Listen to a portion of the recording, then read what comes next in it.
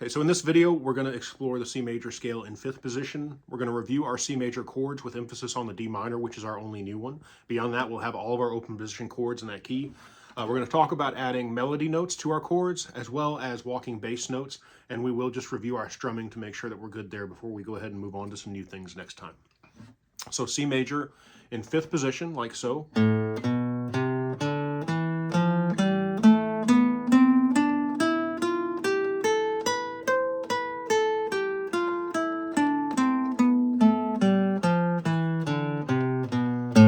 So let's break this down.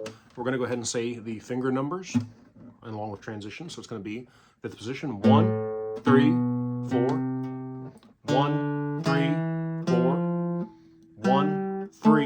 Here we shift into 4th position on the G string, and it's going to be 1, 2, 4. Back into 5th position on the B string. It's going to be 1, 2, 4 again, and high E, 1, 3, 4. Now walking back is where we need to be really careful. So I know I mentioned there were 2 ways you could do this with the pinky or the 3rd finger when we transition. I'm going to use the 3rd finger only here.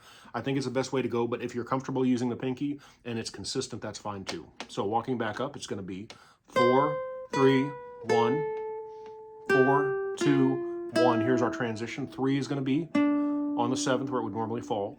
1, and then we're going to slide on 1 into the 4th fret. Then we're going to reach with our 3rd finger back up to the 7th fret on the D string. It's going to be 3, 1, 4, 3, 1, 4, 3, 1. Okay, there we go. Now we're going to review our chords in C major. We're good with A minor. We're good with C major. Now the new chord that we covered, D minor, is going to be 1st finger, 1st fret of the high E string, 3rd finger, 3rd fret of the B string, and 2nd finger, 2nd fret of the G string. We're going to play from the D string down. So don't play the top 2. There's our D minor. We know D major, but that's going to be in another key, so we're not covering it here. Then we have E minor, which is just like A minor, moved up and 1st finger off all the way through. Or in some rare instances where we use the harmonic minor scale, we can put that 1st finger down and use an E major, but that's going to be rare. Then we have F major. If we want to, we can also, right now we've got an open E on the bottom. We can bar that as well if you like to do that. Either one will work for F major. And then we have G major. Okay, so now we're going to talk about our melody notes being added into our chords. For all of this, we're going to use C major and A minor as an example. Let's go ahead and start with A minor. So we're going to focus on the B string just for now. We can incorporate this with all the strings of our scale, but we're going to keep this kind of simplified for now. So on B, we have B, C, and D, or open, 1, 3. So we're going to play in A minor. We're going to play all the way through it. Then we open up the 1st finger.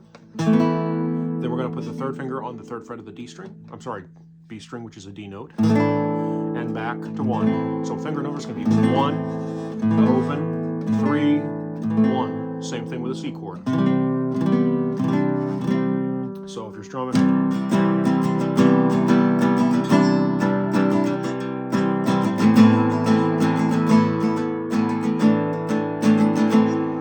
kind of like Dust in the Wind, it just kind of happened to work out that way, but that's the formula that uses.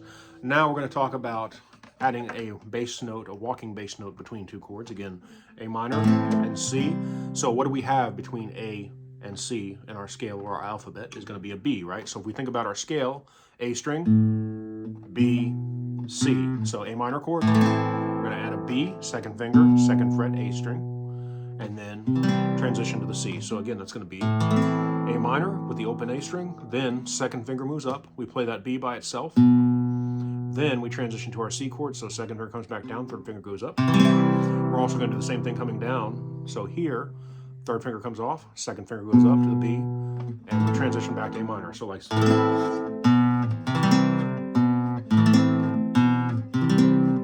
Okay, now let's say if we want to talk about practical application, if we were finger picking something and wanted to walk back and forth.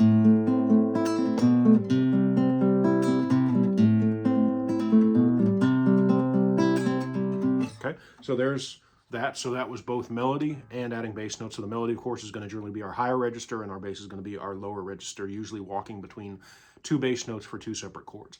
Now, just quickly to review the strumming, remember the main principle to this is to keep the arm moving in an 8th note pattern. So you never stop the pendulum 1 and 2 and 3 and 4 and for any reason.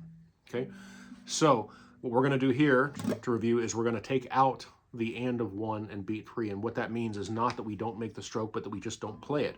So like so, 1 and 2 and 3 and 4 and. If we do it with a chord, 1 and 2 and 3 and 4 and. Or if we want to talk about the strokes or say it in that rhythm, we can. Now this isn't going to mean we don't play the ones that are left out. It means we just don't hit the strings, but we still make the stroke. So down, down, up, up, down, up, down, down, up, down, up. So sometimes using that rhythmic sound of saying the strokes will help too. So whatever works best for you. But that's what we've got for today. I'll be awaiting that song that you were interested in learning, and I'll work that out for you. And then we will start some new stuff moving forward in the book next week. Thank y'all again. Great job today. God bless.